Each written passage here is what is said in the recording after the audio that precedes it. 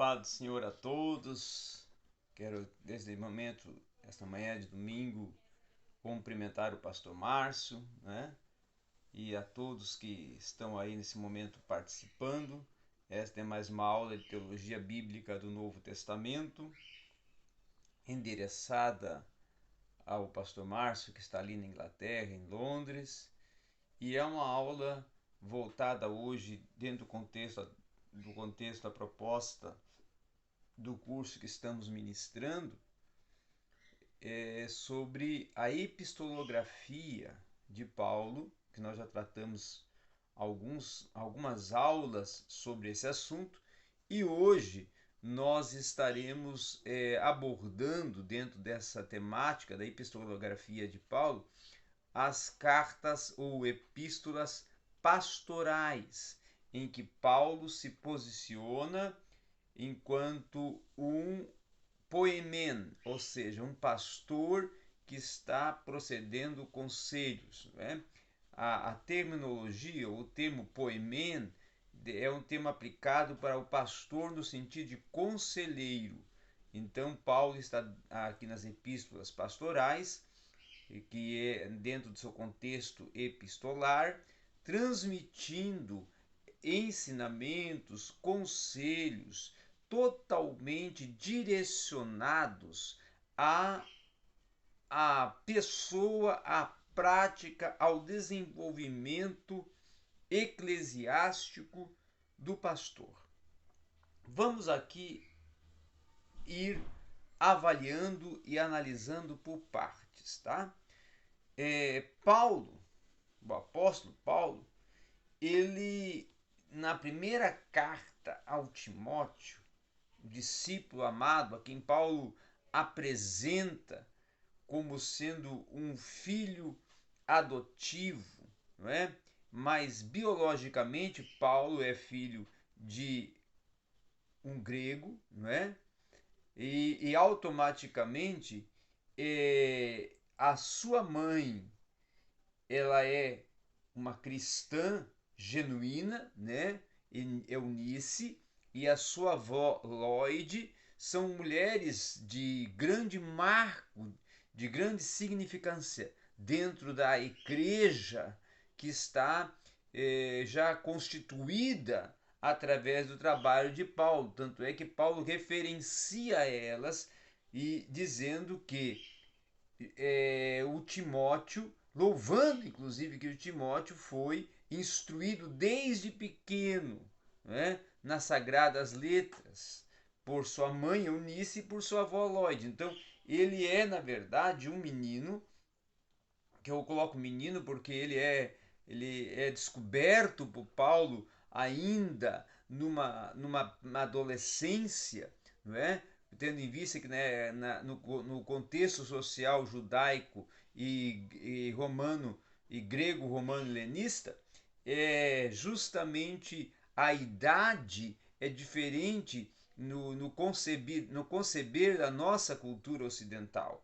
Então, essa proposta de que ele ainda é um jovem, um jovem que está iniciando a vida, quando Paulo o convoca para ele acompanhar a Paulo em uma das suas viagens missionárias, na sua segunda viagem missionária, na sua terceira viagem missionária, em que vai entrar ali então Timóteo, Lucas, né? Acrescido também, claro, de Silas, que já está com Paulo, e eles vão compor esse corpo, essa comitiva de Paulo dentro do seu percurso, no seu transcurso missiológico.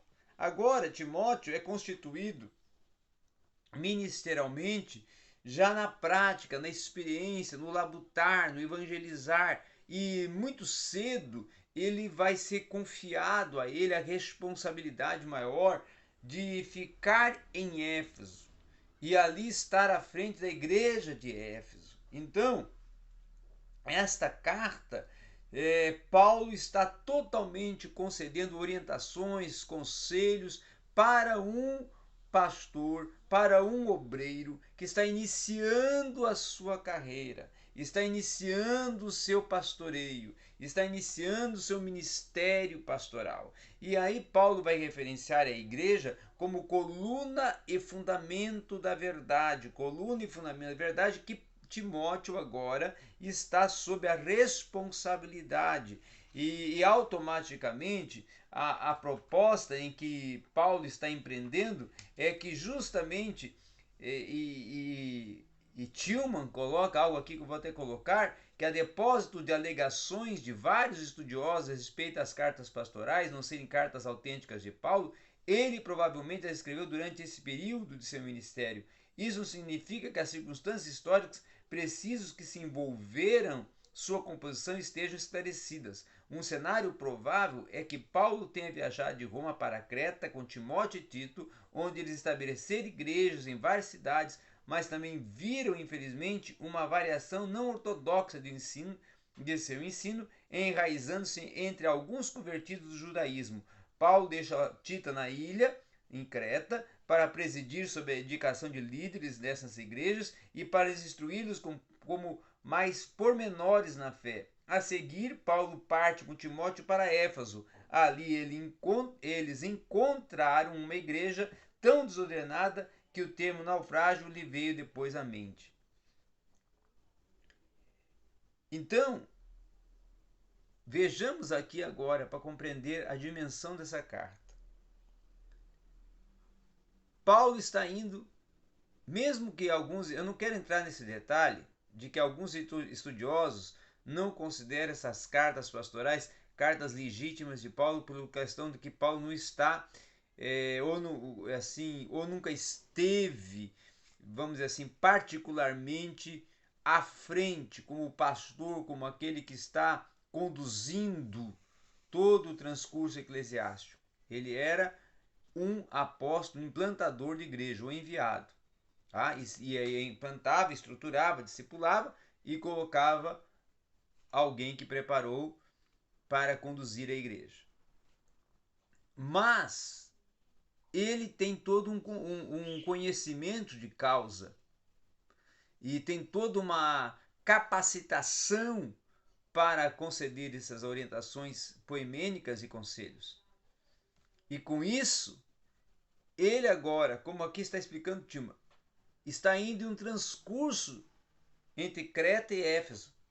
Em Creta vai deixar Tito, uma igreja mais estruturada, aonde ele vai formar presbíteros, né, que são os bispos, né?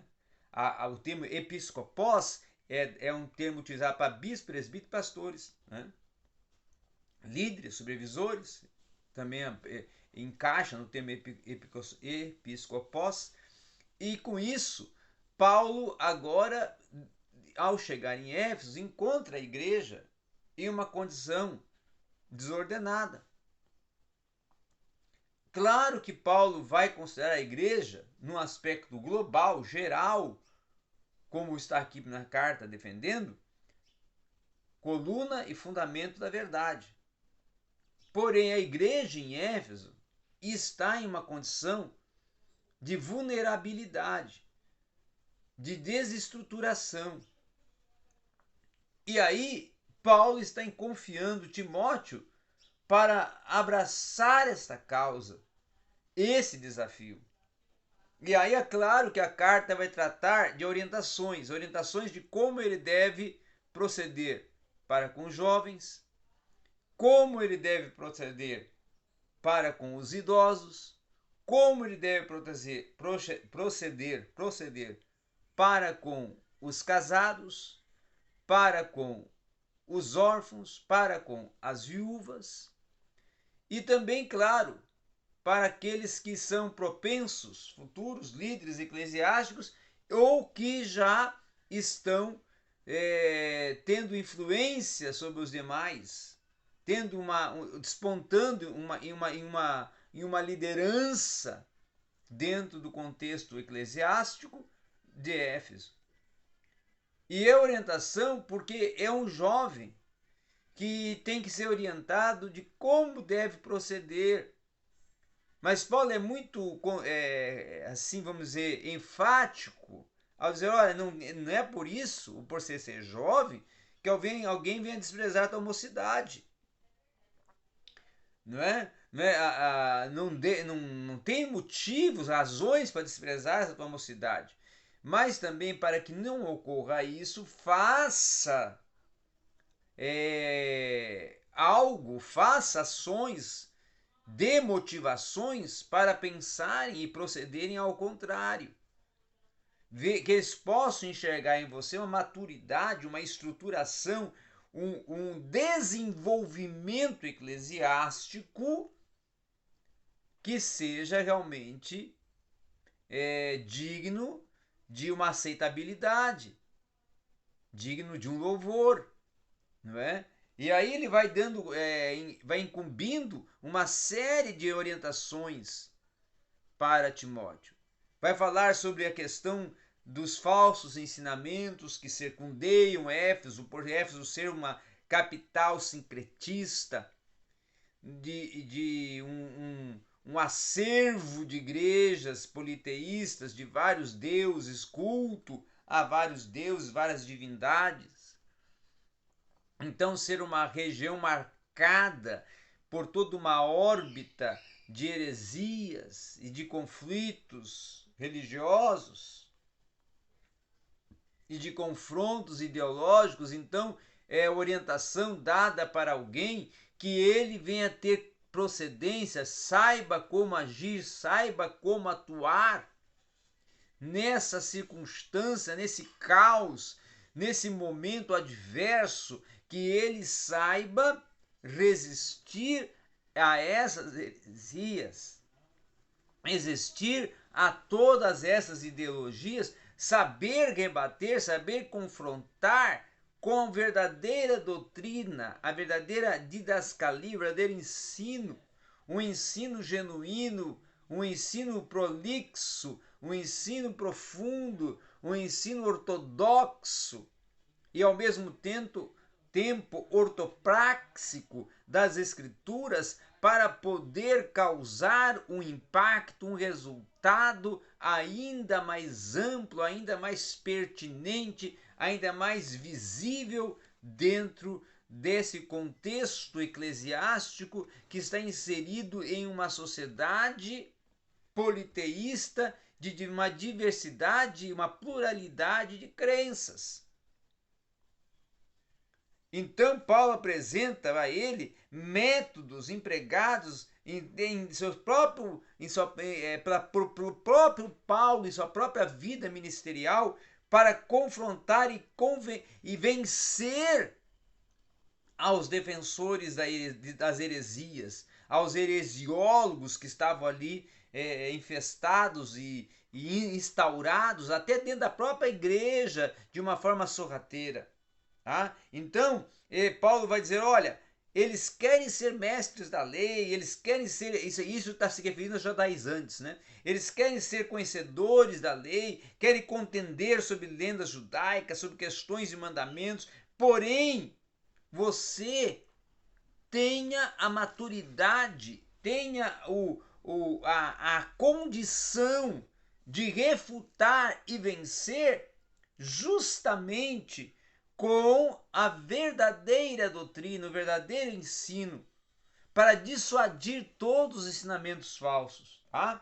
Então, todas essas especulações, todas essas adivinhações, suposições, contraposições, não venham te causar nenhum assombro, mas você tenha coragem e tenha estruturamento lendo e estudando a palavra para vencer, refutar, desconstruir todas essas propostas e todas essas ideologias, tá?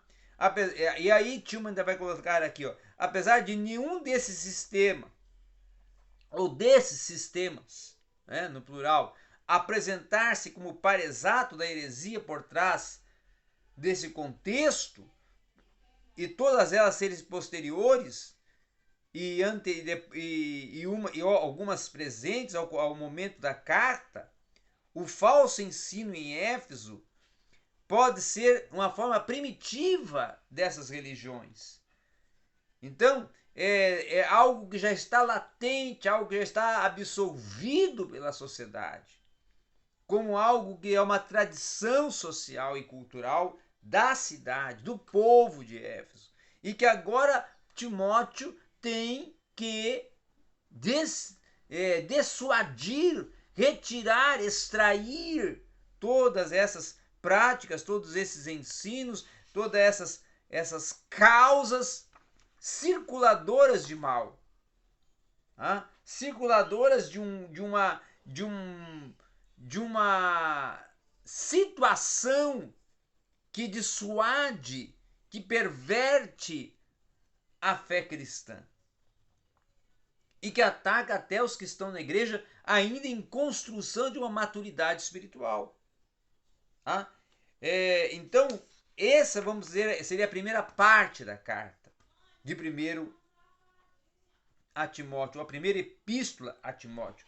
Depois vai entrar lá na doutrina, já vai explicar, Paulo vai dar uma aula, não é, de teologia sistemática ou da dogmática, da doutrina correta a ser ensinada, a ser transmitida, a ser absorvida pela igreja, onde Timóteo vai ser orientado a ensinar sobre a criação, a ensinar sobre a salvação, a ensinar sobre Cristo, a ensinar sobre os últimos acontecimentos que sobrevirão sobre a terra, ou qual é a natureza destes e qual é o fim de cada um desses acontecimentos, tá? E também vir a instruir a igreja de como ela deve adorar, como ela deve proceder o ensinamento, como ela deve conduzir a vida de adoração. E por fim, Paulo vai trabalhar questões eclesiásticas, como Timóteo deve formar novos líderes, como deve conduzir a liderança, como deve se relacionar com esses propensos líderes ou pessoas que estão causando influência, que são influenciadores dentro do contexto da igreja. E aí conclui a carta falando sobre o cuidado que Deus tem tido com Éfeso, que em meio a esse caos espiritual, Deus tem dado a oportunidade de uma igreja ali surgir como coluna e fundamento da verdade para guiar, conduzir aquela cidade ao verdadeiro caminho e a sair desse contexto de dissuasão da fé, de dissuasão da espiritualidade e de morte da vida com Deus. Tá? Agora, saindo da primeira carta a Timóteo, que é uma carta e uma epístola pastoral, vamos nos direcionar para a carta, para a epístola que Paulo está direcionando a Tito. Tito, um obreiro com a maturidade já. Tito, um obreiro já que Paulo formou e que já tem uma certa estrutura de idade, não maturidade espiritual, mas tem uma idade, e também é uma pessoa que tem algumas características que Paulo até pontua de liderança, de administração eclesiástica, porém é advertido por Paulo de como deve conduzir a essa estruturação da liderança, inclusive orientando a Tito quais são os componentes, as características que deve ter aqueles que entre a igreja almejam ao ministério, almejam ao presbitério, almejam ao diaconato. E ele vai orientar não só aos homens, mas também às mulheres, como devem proceder, como devem agir, como devem conduzir suas vidas na sociedade, no lar, na igreja, e também a mesma questão e referência está levando, considerando, situando a pessoa dos homens que são candidatos ao ministério. O que devem proceder na vida de caráter, qual deve ser a personalidade, a conduta, o proceder ético, o proceder moral, a forma a que devem conduzir suas vidas perante a sociedade, perante o lar, perante a igreja, o testemunho que devem dar, o legado que devem ir espalhando, concebendo e concedendo através das suas ações, das suas atitudes, das suas práticas, desde a forma de vestir, da forma de se alimentar, de beber, de comunicar, de falar, de olhar. Então, todo um aspecto formativo, não só no teórico, no ortodoxo, no dogmático, mas também no prático, no vivencial, nas questões naturais do ser humano. E essas orientações que está concebendo para Tito e orientando Tito a olhar, a ter um cuidado, também reserva para que Tito tenha esse mesmo cuidado, esse mesmo olhar e indique algumas características, algumas qualidades e pontue essas qualidades e controle e ensine essas qualidades também às mulheres. Porque muitas serão esposas de obreiros, outras exercerão liderança e exercerão uma influência dentro da igreja, dentro do seu lar, dentro da sociedade. Então a questão da moralidade é muito pertinente dentro da carta a Tito. A moralidade está presente na epistolografia de Paulo, no contexto pastoral, principalmente dentro da carta a Tito, da epístola a Tito. Aquele obreiro que está na ilha de Creta. Tá?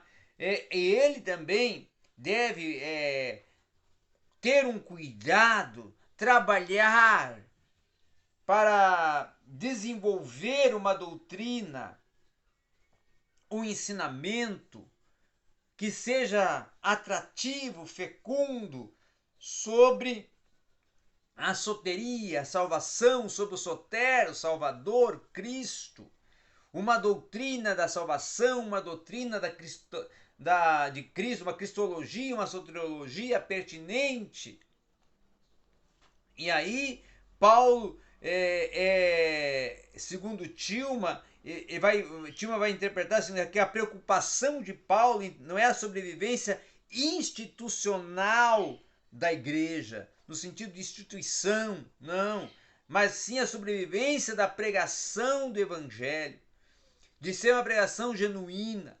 E esse seu propósito por meio dessas instruções é um propósito não só dogmático, não só doxológico, mas também evangelístico. E fica muito claro por meio de um exame mais minucioso de que Paulo aconselha a igreja, não só em Éfeso, mas também em Creta, a viver uma vida de comunhão, de unidade, de oração um pelos outros, né? De preocupação com os outros, tá?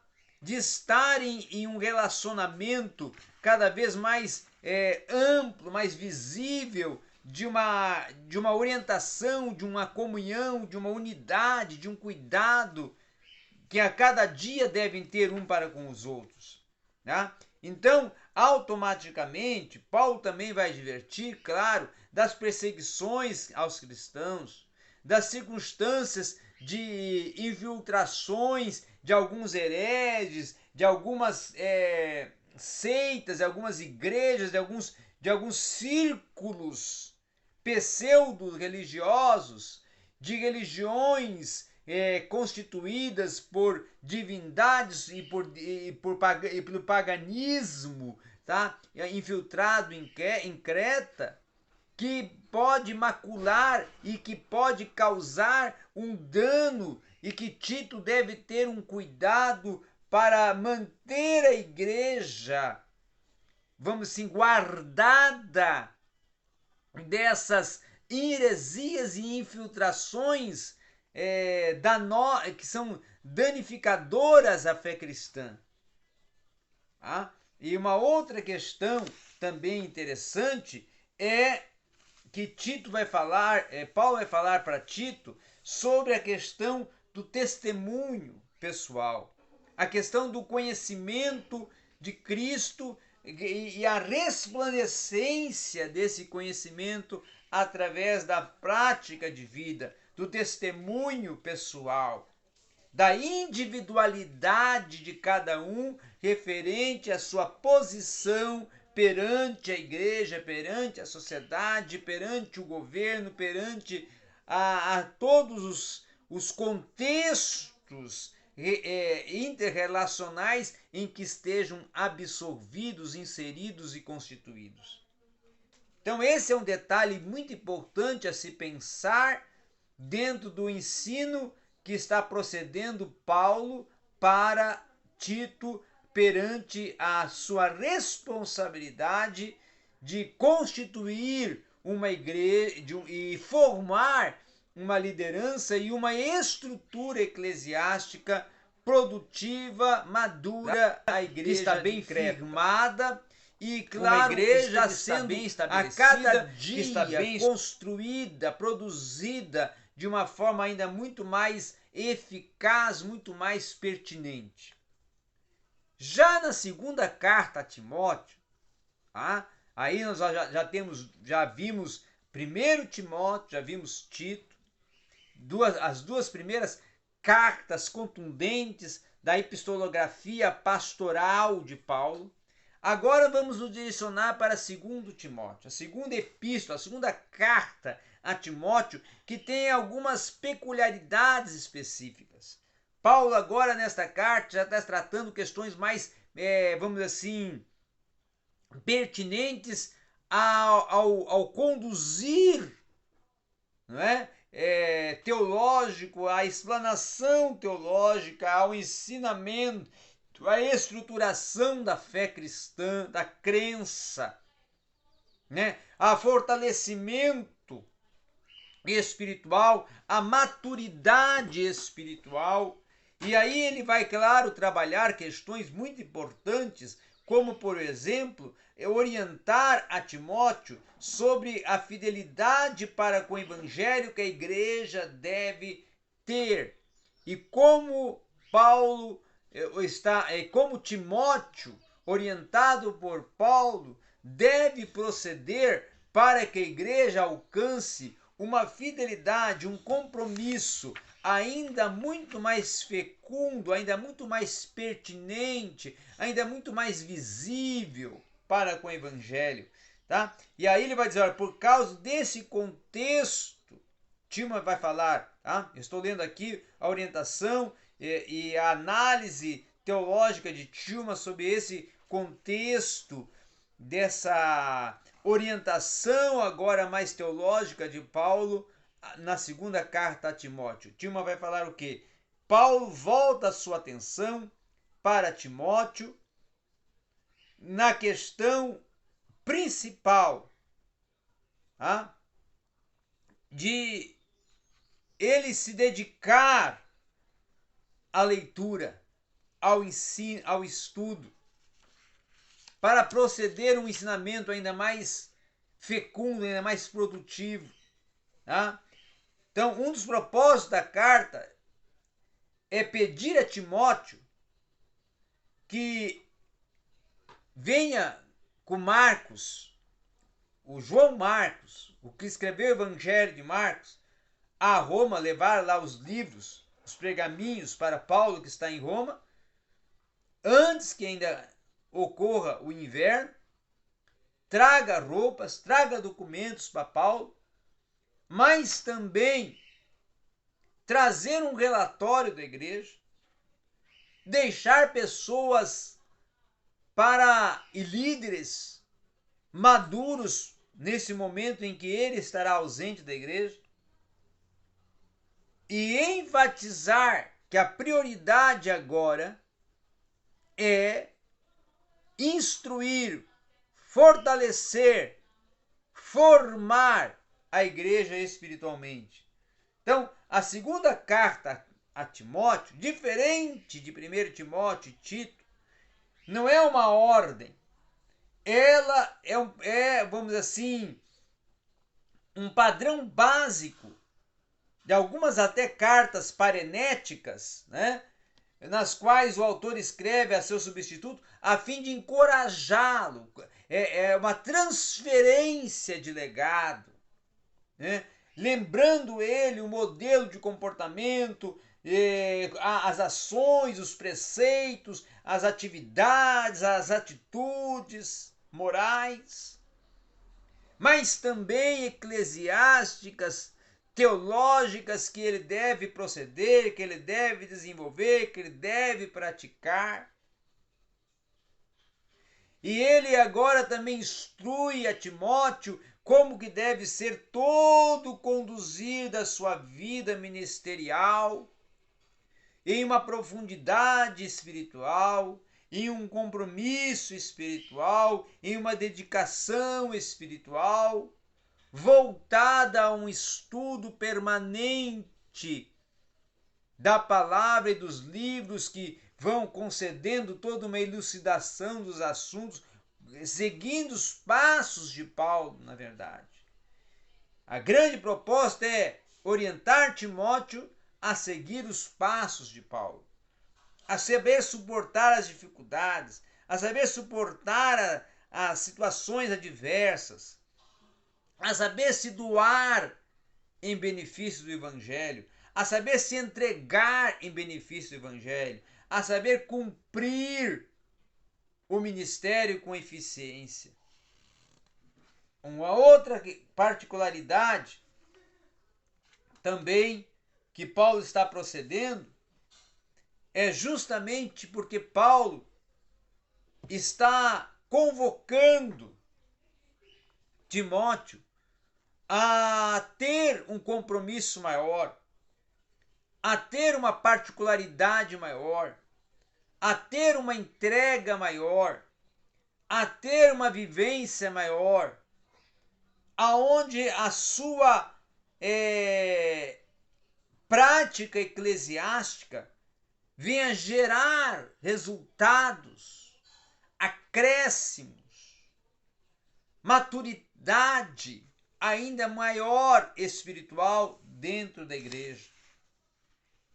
Algo que também é a advertência que faz Paulo a Timóteo, e que eu vou ler o que está aqui falando Tilman no nosso livro texto, é proteger o evangelho contra os falsos ensinamentos. Paulo tem uma preocupação muito grande, porque sabe que Éfeso é uma cidade, é uma região tomada por falsas ideologias, aonde essas falsas ideologias já fazem parte da conduta natural de cada cidadão, de cada família, de cada grupo social que está inserido nesse contexto de Éfeso, enquanto cidade, enquanto sociedade politeísta, sincretista, e que agora Timóteo é advertido para ter um posicionamento. Então, automaticamente, Timóteo não deveria se envergonhar de sofrer pelo Evangelho, mas também deveria provar o manejo, saber como manejar, como conduzir, como proceder com a palavra da verdade. Ter uma vida de expositor da palavra com perfeição, com sabedoria, com sapiência, com profundidade, com exatidão de assuntos. Então, o esforço de Paulo para afastar Timóteo de todo esse circular e circundiar de falsas ideologias é muito grande. Porque Paulo tem uma preocupação muito grande para com Timóteo, para que Timóteo saiba e tenha uma estrutura para resistir a todas essas fábulas, resistir a todas essas investidas. E automaticamente Paulo vai lembrar a Timóteo para ele ser fiel à sua ordenação, ser fiel ao seu ministério, ser fiel como pregador do evangelho, ser fiel como conselheiro, ser fiel como pastor, ser fiel como cristão principalmente. E aí Paulo faz na última parte, no último capítulo, uma correlação sobre o falso ensino e o verdadeiro ensino, um paralelismo, aonde vai apresentar para Timóteo como Timóteo deve pensar, como Timóteo deve desenvolver, praticar essa apologia da fé, como deve desenvolver essa apologética da fé cristã.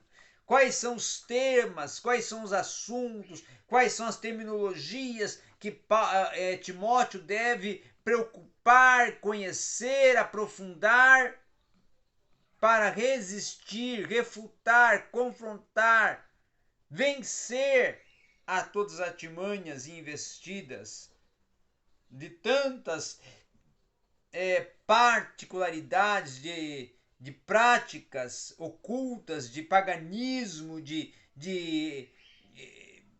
divindades pagãs e deidades pagãs, de infiltrações religiosas adversas e totalmente contrárias à fé cristã. Então, ao mesmo tempo que Timóteo deve reagir de uma forma exacerbada a essa situação, ele também deve se preservar para não entrar em contendas, para não entrar em controvérsias, para não ficar preocupado só com debates e com embates, porque isso nada constrói, mas sim se preocupar em pregar e ensinar e ter um ensino cada vez de um caráter teológico cada vez mais fecundo, mais produtivo, mais gerador e germinador da fé, para com essa maturidade ir concedendo e procedendo uma espiritualidade, uma explanação, uma vivência ainda muito mais genuína, muito mais geradora, muito mais comprometida para com a igreja e para com a sua vida ministerial e eclesiástica. Então, as cartas pastorais de Paulo, a epistolografia pastoral de Paulo, são, vamos assim, eu vou dar 6 análises teológicas sobre elas. Primeiro, são poimênicas, são orientações e conselhos. Segundo, tem o sentido apologético, orientando Timóteo a como proceder e defender a fé cristã. Terceiro, tem um aspecto eclesiástico, como deve desenvolver a formação da liderança e quais são as características, os caracteres que deve ter cada aspecto de um líder ou de um futuro líder ou daquele que almeja uma liderança, almeja um cargo ministerial, almeja um ofício eclesiástico. Quarto, Paulo também está concedendo orientações precisas de como deve agir, como deve proceder, como deve realizar a cada dia a atuação, a atividade, o trabalho ministerial como ministrante, como pregador, como ensinador, orientando na verdade, pregando na verdade, vivendo a verdade, mas também se aprofundando para trazer um ensino cada vez mais sustentável, mais fundamentado nas Escrituras e saber como proceder para com a igreja, como conviver com a igreja. O quinto ponto, Paulo está direcionando orientações para a convivência social, a convivência eclesiológica dos seus dois discípulos, Timóteo e Tito. Como eles devem agir, como eles devem proceder, como eles devem tratar e conduzir cada circunstância que terão que viver e conviver perante a igreja, perante a sociedade e perante até a família. Como devem agir em cada um dos desafios que estarão à frente na carreira ministerial que lhes foi confiada. E principalmente valorizar o ministério que lhes foi confiado. Se empenharem ao máximo nesse ministério. Se dedicarem ao máximo nesse ministério. O último e sexto ponto que eu coloco.